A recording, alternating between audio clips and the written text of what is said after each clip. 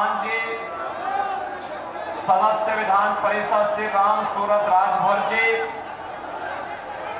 पूर्व विधायक आजाद अरिमर्दन जी, पूर्व प्रत्याशी फूलपुर पवई श्री अजय नरेश यादव जी, श्री कन्हैया लाल निषाद जी, पूर्व विधायक श्री अरुणकांत यादव जी, भारतीय जनता पार्टी के जिला के अध्यक्ष श्री सूरज प्रकाश श्रीवास्तव जी, जिला प्रभारी डॉक्टर मराहो राजभर जी, लोकसभा के प्रभारी श्री घनश्याम पटेल जी, संयोजक विनोद राय जी और हमारी लोकप्रिय प्रत्याशी पूर्व सांसद श्रीमती नीलम सोनकर जी, भारी संख्या में उपस्थित लालगंज संसदीय क्षेत्र से जुड़े हुए मेरे सभी उपस्थित बहनों और भाइयों, इस पावन धरा को जिसने ऋषि मुनियों, स्वाधीनता सेनानियों और अनेक महापुरुषों को जन्म दिया है, इस पावन धरा को कोटि कोटि नमन करते हुए मैं आप सबका हृदय से अभिनंदन करता हूं, स्वागत करता हूं। बहनों और भाइयों, अभी कुछ ही दिन पहले आदरणीय प्रधानमंत्री जी का मार्गदर्शन लालगंज में, निजामाबाद क्षेत्र में, आजमगढ़ और लालगंज से जुड़े हुए सभी मतदाताओं को प्राप्त हुआ था। आज मुझे जगदीशपुर की पावन धरा पर लालगंज संसदीय क्षेत्र की जनता जनार्दन से अपील करने के लिए स्वयं आना पड़ा है। बहनों और भाइयों, देश के अंदर लोकसभा के चुनाव चल रहे हैं। 4 चरणों के चुनाव हो गए हैं। 5वां चरण कल संपन्न होगा और छठे चरण में 25 मई को आपको भी अपने प्रतिनिधि का चुनाव करके देश की संसद में भेजना है। लेकिन 4 चरणों के चुनाव ने यह साबित कर दिया है कि रुझान बीजेपी के पक्ष में है और पूरे देश के अंदर नारा गूंज रहा है कि फिर एक बार,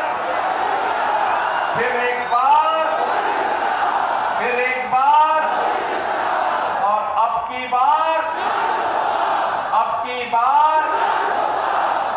की बार जब आप 400 पार की बात करते हैं तो विपक्षी दलों में खलबलाहट बढ़ जाती है।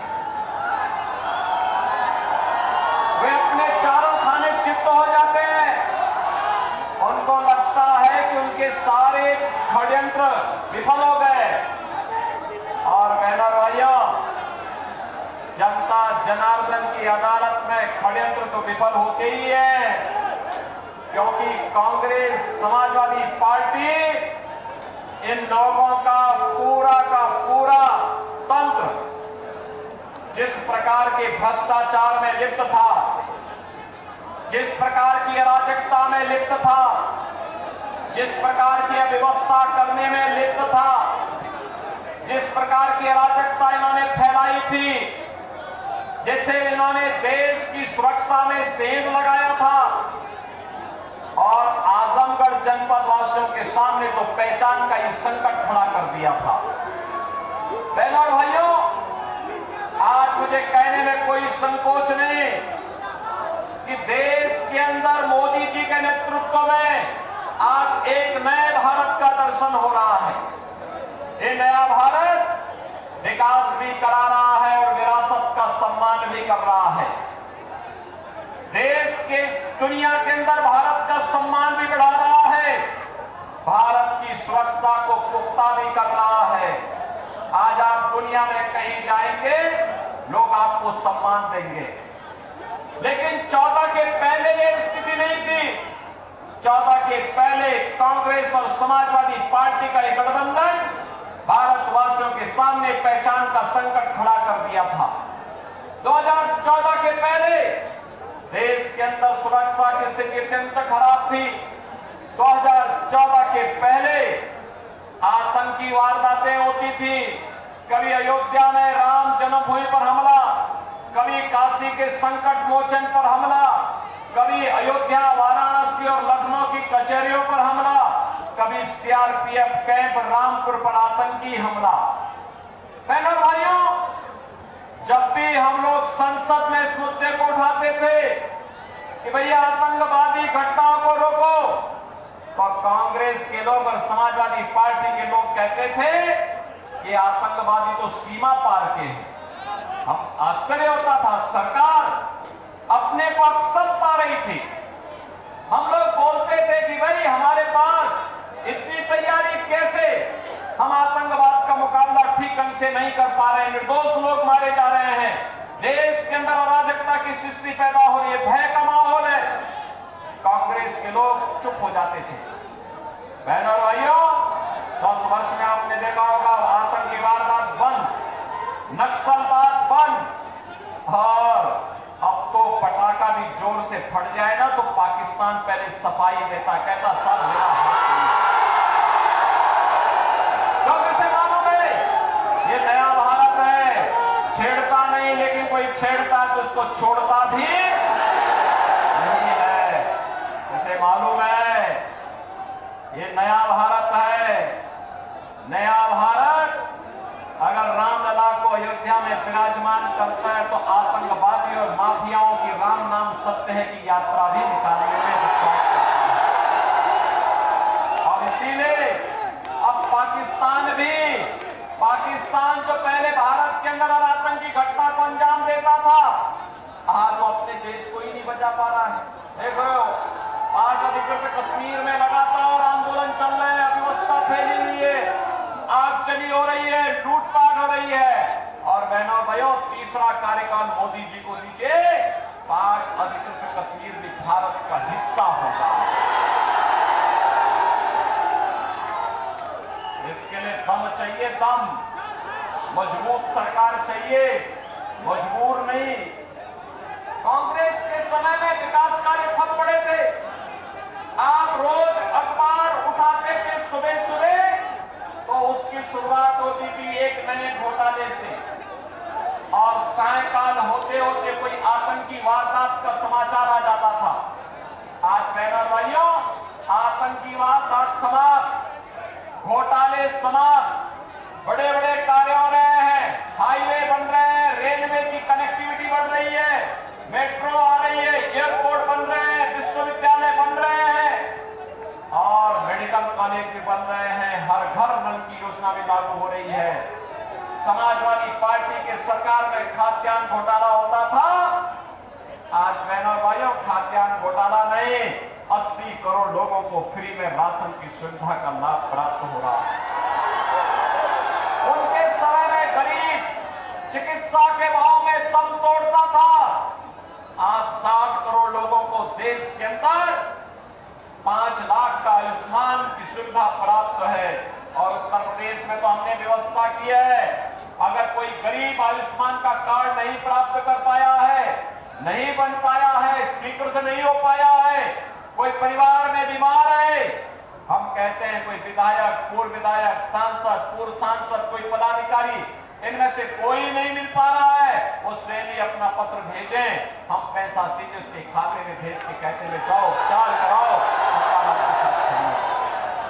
बहनों और भाइयों, 12 करोड़ किसानों को किसान सम्मान निधि, 12 करोड़ घरों में शौचालय का निर्माण, 10 करोड़ घरों को उज्ज्वला योजना का कनेक्शन, और हम लोगों ने यूपी के अंदर तो व्यवस्था की है, हर होली और दीपावली को एक भरा हुआ सिलेंडर इन परिवारों को उपलब्ध करवाते हैं कि भाई जाओ पर्व और त्योहार शांतिपूर्ण ढंग से मनाओ।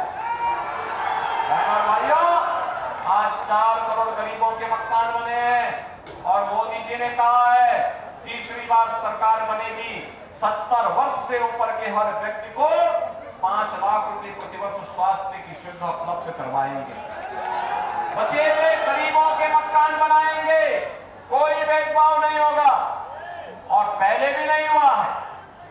बहनों और भाइयों, ये सपा और कांग्रेस का गठबंधन, यह तो अराजकता का कारण है, अराजकता का गठबंधन है, भ्रष्टाचार का गठबंधन है, कर्फ्यू लगाने वाला गठबंधन है। इनके समय में दंगे होते थे। आपने पिछले 7 वर्ष में, जब से भाजपा की सरकार प्रदेश में बनी, कोई दंगे का नाम सुना है क्या? दंगा नहीं होता है। दंगे जहां जाना था दंगा, ये सब वहां चले गए हैं। उनका भी राम नाम सत्य है। और इसलिए बहनों भाइयों, आज नया पर्व और त्योहार आप शांतिपूर्ण तरीके से मनाते हैं, इसलिए क्योंकि भाजपा की सरकार है। आज बेटी और व्यापारी सुरक्षित है, इसलिए क्योंकि भाजपा की सरकार है। आज गरीब को राशन मिल रहा है, इसलिए क्योंकि भाजपा की सरकार है। और आज हर घर नल की योजना साकार हो रही है, क्योंकि भाजपा की सरकार है।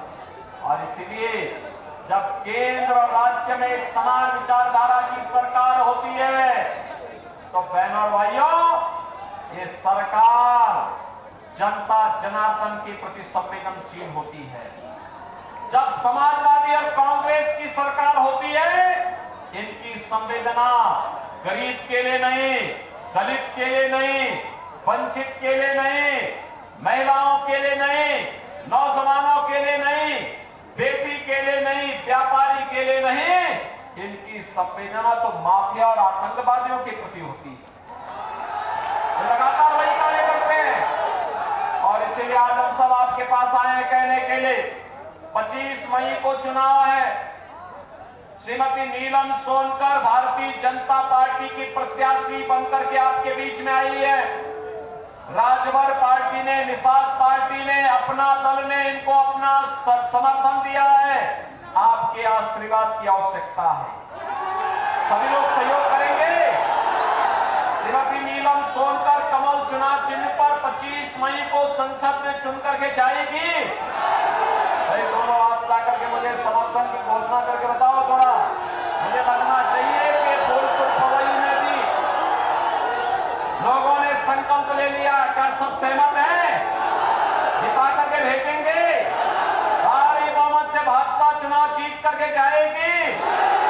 और जो लोग आतंकवाद के समर्थक हैं, जो राम मंदिर के विरोधी हैं, जो माफियाओं के समर्थक हैं, जो गुंडागर्दी और अराजकता को बढ़ावा देते हैं, गरीबों के हकों पे डकैती डालते हैं, क्या इनकी जमानत जब्त करवाएंगे? करवाएंगे। लेकिन ये काम होगा तभी जब बहनों और भाइयों आप घर घर जाकर के कमल खिलाने का काम करेंगे। आपके पास अभी समय है। आज 19 तारीख हो गई, अभी 5 दिन का समय है। चले जाएंगे, घर घर जाएंगे ना, कमल खिलाएंगे ना, तो फिर विकास और सुरक्षा की जिम्मेदारी हमारी। सहमत है ना? सभी लोग सहमत हैं? श्रीमती नीलम सोनकर चुनाव जीत करके जाएगी, यहां से जाएगी। तो फिर दोनों हाथ ला करके मेरे साथ बोलेंगे, दोनों हाथ ला करके बोलो, जहां